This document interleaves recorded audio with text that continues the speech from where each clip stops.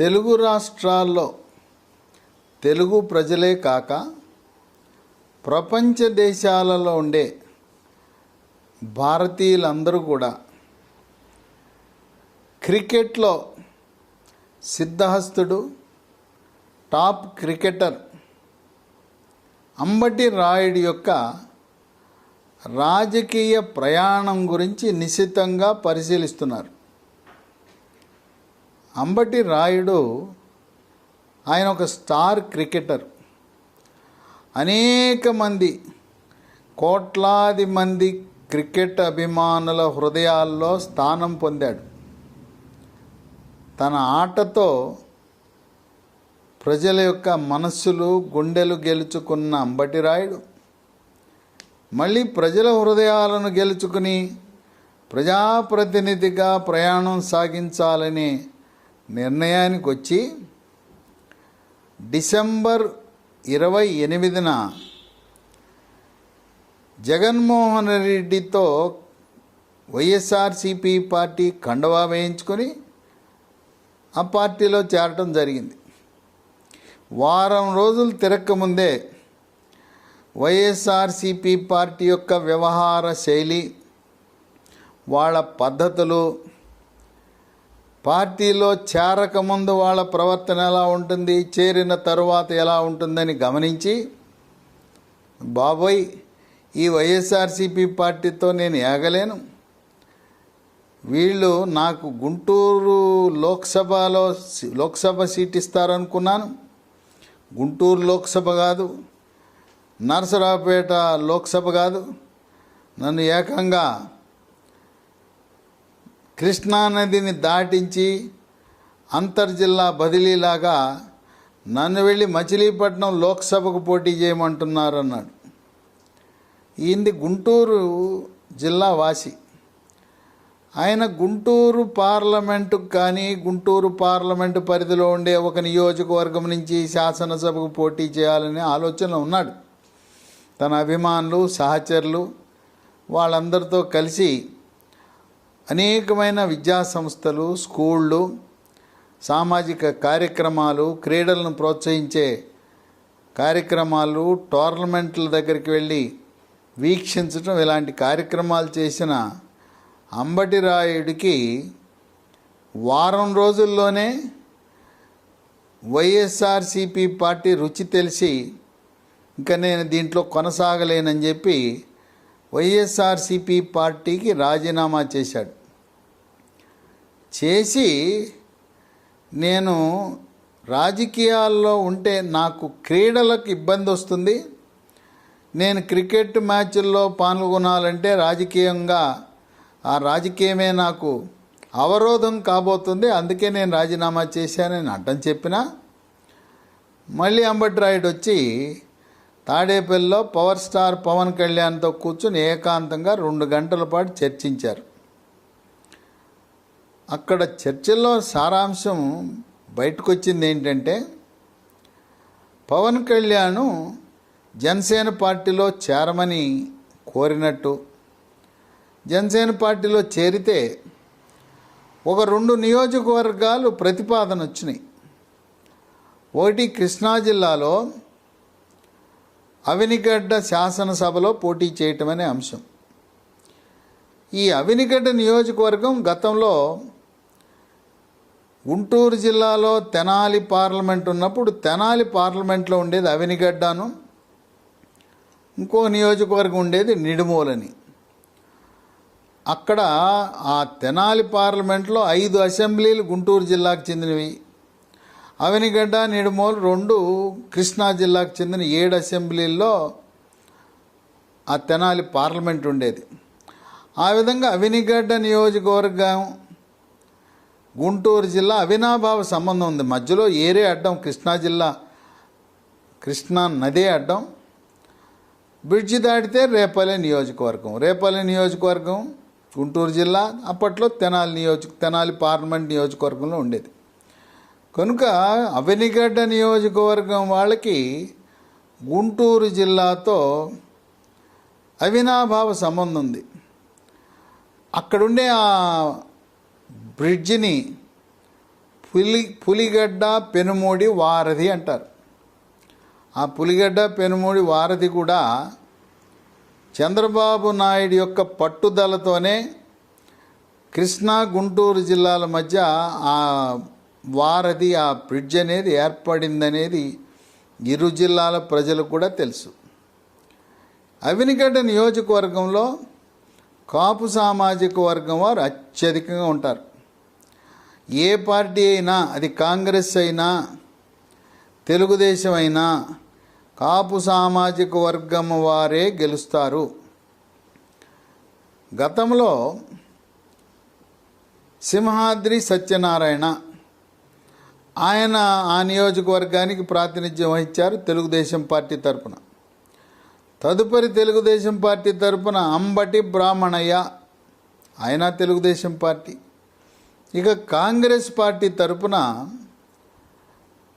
మండలి వెంకట కృష్ణారావు, ఆయన తర్వాత ఆయన కుమారుడు మండలి బుద్ధప్రసాద్. ఆ మండలి కుటుంబం చేతిలోనే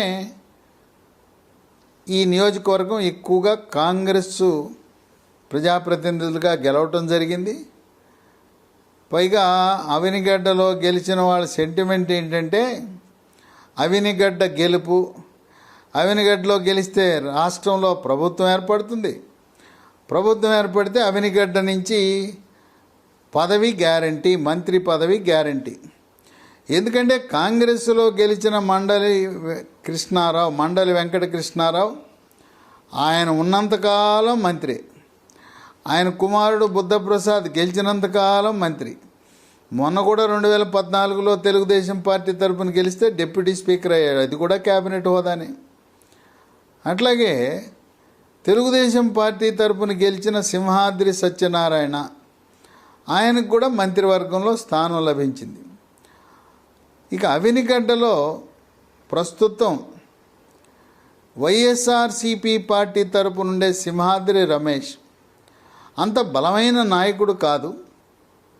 తెలుగుదేశం పార్టీ తరపున ప్రస్తుతం మండలి బుద్ధప్రసాద్ ఉన్నా, ఆయన ఒకవేళ అంబటి రాయుడు వెళ్ళి పోటీ చేస్తాను జనసేన అంటే ఆయన సహకరించే వ్యక్తి, సభ్యత గల వ్యక్తి. చంద్రబాబు నాయుడు మండలి బుద్ధప్రసాద్కి ప్రభుత్వం అధికారంలోకి వస్తే ఆయనకి ఎమ్మెల్సీ, రాజ్యసభ ఇలాంటివి గౌరవప్రదమైన నామినేటెడ్ పదవులు ఇవ్వటం తథ్యం. లేదా కాపు కార్పొరేషన్, కాపు జాతికి సేవ చేసే అవకాశం ఉన్న ఆంధ్రప్రదేశ్ కాపు కార్పొరేషన్ చైర్మన్ లాంటిది గతంలో కొత్తపల్లి సుబ్బారాయుడు, ఆయన నర్సాపురం నుంచి మాజీ మంత్రి, అది నిర్వహించాడు. కనుక మండలి బుద్ధప్రసాద్కి సముచిత స్థానం ఎల్లవేళలా ఉంటుంది. ఆయన ఎమ్మెల్యేగా గెలవకపోయినా దానికంటే గౌరవప్రదమైన పదవిని ఆయనకి ఇస్తారు. ఆ విధంగా అంబటి రాయుడికి అవినిగడ్డలో జనసేన పార్టీ తరపున గెలవటం అనేది నల్లేరుపై నడక. ఇంకొక నియోజకవర్గం గుంటూరులో కూడా పరిశీలిస్తున్నారు, పొన్నూరులో తెలుగుదేశం పార్టీ తరపున బలమైన నాయకుడు పొన్నూరులో ధూళిపాళ నరేంద్ర చౌదరి ఉన్నాడు, నరేంద్ర కుమార్. ఆయన తండ్రి కూడా చౌదరి గారు, ఆయన రెవెన్యూ మంత్రిగా కూడా పనిచేశారు. పొన్నూరు అంటే తెలుగుదేశం పార్టీకి కంచుకోట. అక్కడ వైఎస్ఆర్సిపి పార్టీ చాలా బలహీనంగా ఉంది. అందువల్ల చంద్రబాబు నాయుడు పొన్నూరు నియోజకవర్గాన్ని డిస్టర్బ్ చేయటానికి, మార్చడానికి ఇష్టపడడు. ఇప్పటికే ఉమ్మడి కృష్ణా జిల్లాలో 3 అసెంబ్లీ సీట్లకు జనసేన కన్నేసింది. అవినిగడ్డ పక్కన ఉండే పెడన, అట్లాగే విజయవాడ వెస్ట్కి అయితే అభ్యర్థిని కూడా ఖరారు చేశారు. పోతిన మహేష్ని ఎప్పటి నుంచో ఆయనే అభ్యర్థి అని కూడా ఖరారు చేయడం జరిగింది. అందువల్ల జనసేన ఎంపిక చేసిన కోటా సీటు అవినిగడ్డ. కాపు సామాజిక వర్గం ఉన్నారు. ఆ కాపు సామాజిక వర్గంతో పాటు అవినిగడ్డ నియోజకవర్గంలో చల్లపల్లి, మోపిదేవి 2 మండలాలు, అక్కడుండే 6 మండలాల్లో 4 మండలాల్లో 3 మండలాలు పూర్తిగా కాపు సామాజిక వర్గం ఎక్కువగా ఉంటారు. ఒక మండలంలో మత్స్యకార సామాజిక వర్గం, వాళ్ళు కూడా బందర్లో ఉండే కొల్లు రవీంద్ర మాజీ మంత్రి సామాజిక వర్గం, వాళ్ళు ఆయనకి బంధువులు. చల్లపల్లి, పెదముత్తేవి 2 మండలాల్లో ఉండే అక్కడ కమ్మ సామాజిక వర్గం ఆధిక్యత ఉంటుంది. వాళ్ళందరూ కూడా ఆ గ్రామాలన్నీ కూడా తెలుగుదేశం గ్రామాలు, చల్లపల్లి, పెదముత్తేవి, మోపిదేవి. ఆ విధంగా 6 మండలాలలో కూడా జనసేన పార్టీకి తిరుగులేదు. అంబటి రాయుడు అవినిగడ్డలో పోటీ చేస్తే విజయం తథ్యం. పైగా యువకుడు, అంతర్జాతీయ ఖ్యాతి పొందిన క్రికెటర్, స్టార్ క్రికెటర్. ఆయన శాసనసభ్యుడిగా గెలిస్తే ఆయన మంత్రి పదవి కూడా వరిస్తుంది. చంద్రబాబు నాయుడు ఇలాంటి వారిని ప్రోత్సహించడానికి చాలా సంతోషంగా ముందుకొస్తాడు.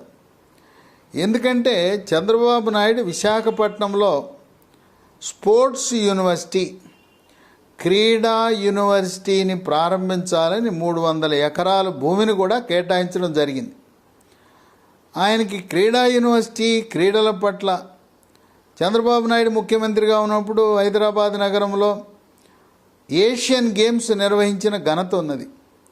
ఈ రోజున హైదరాబాద్ నగరంలో స్టేడియాలు ఉన్నాయంటే గచ్చిబౌలి కానీ ఇంక ఏ స్టేడియం చెప్పుకున్నా క్రీడలంటే ఎంతో మక్కువ కలిగిన వ్యక్తి చంద్రబాబు నాయుడు. కనుక అంబటి రాయుడిని క్రీడలు, యువజన వ్యవహారాల శాఖ మంత్రిత్వ శాఖ వరించే అవకాశం ఉంది. ఆయన ఆధ్వర్యంలో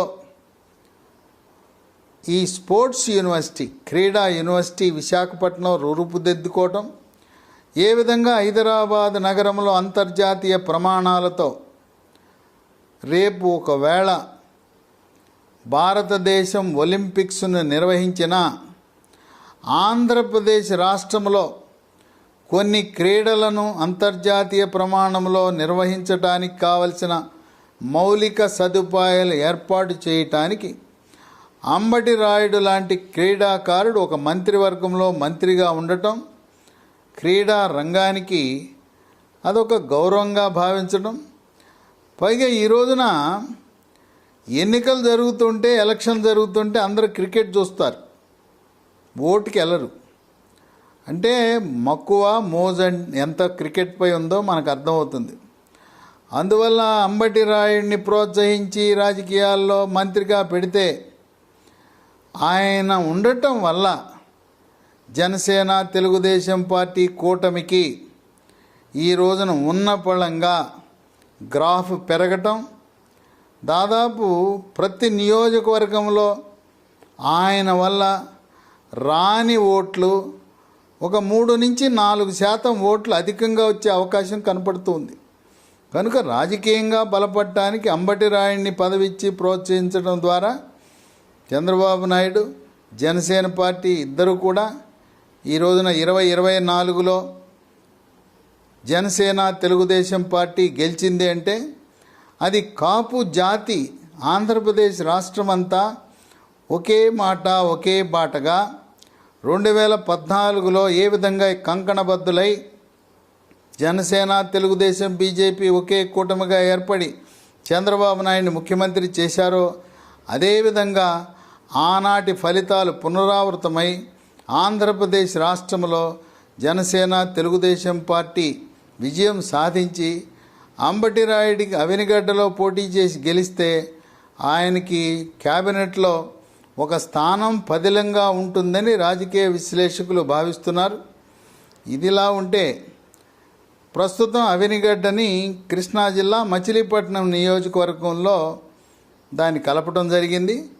ఇక గుంటూరులో ఉండే తెనాలి 2009లో అది నియోజకవర్గ పునర్విభజనలో ఆ తెనాలి పార్లమెంట్ని రద్దు చేయటం జరిగింది. మచిలీపట్నంలో ప్రస్తుతం వైఎస్ఆర్సిపి లోక్సభ సభ్యుడిగా ఉండే వల్లభనేని బాలశౌరి, ఆయన 2004లో తెనాలి లోక్సభగా ఉన్నప్పుడు కాంగ్రెస్ పార్టీ తరపున గెలిచాడు. 9లో ఓటమి, 14లో ఓటమి, గుంటూరు జిల్లాలో పోటీ చేసి ఓటమి, మళ్ళీ మచిలీపట్నంకి వచ్చి 19లో లోక్సభ సభ్యుడయ్యాడు. ఆయనకు కూడా అక్కడ పరిస్థితి అర్థమైంది. కృష్ణా జిల్లాలో మచిలీపట్నం లోక్సభకి మళ్ళీ వైఎస్ఆర్సీపీ పార్టీ తరపున పోటీ చేస్తే గెలవనని అర్థమై వల్లభనేని బాలశౌరి ప్రస్తుత సిట్టింగ్ లోక్సభ సభ్యుడు జనసేన పార్టీలోకి మారాలనే ఆలోచన ఉంది. అక్కడుండే మాజీ మంత్రి పేర్ని నానికి వల్లభనేని బాలశౌరి ఇద్దరూ కాపు సామాజిక వర్గమైన ఉప్పు నొప్పు, వాళ్ళిద్దరికీ పొసగదు. ఒకరు ఎడ్డివంటే ఇంకొకరు దడ్డివంటారు.